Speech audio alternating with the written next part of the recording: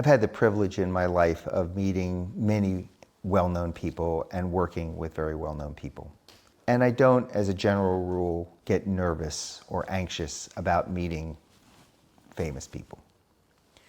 I have a few times. And one of them was I was asked, would I consider working with Jane Goodall? Jane Goodall, greatest primatologist probably who's ever lived, and one of the most inspiring people that I've met in my entire life.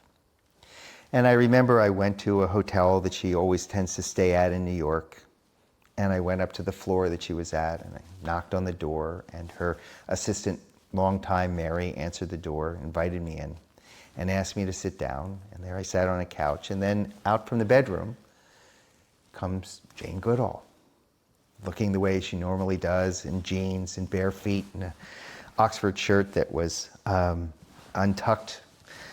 And she sits down, and she sits in front of me, and she waits. She says hello, and then she waits. And she's very comfortable in the space of silence. And all the years I've done in meditation and all my work in divinity, I was not anywhere near as comfortable as she was. It was the comfort that comes from somebody who spent a year in nature quietly in observation of chimpanzees.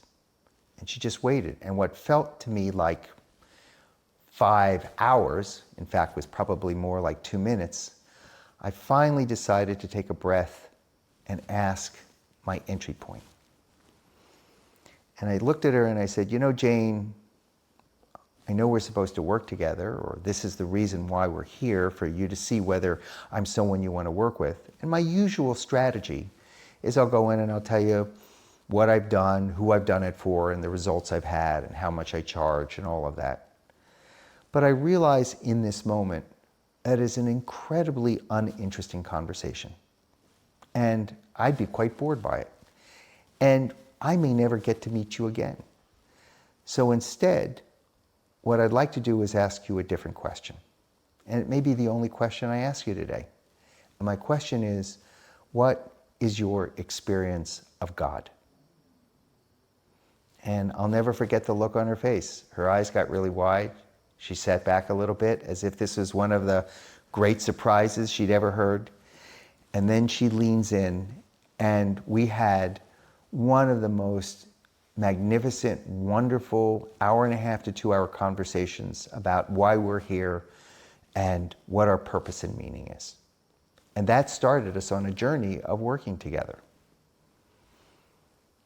I think the important skill going forward is to not be cowed into how people will respond, to feel confident in yourself and ask, what is the biggest conversation I can have?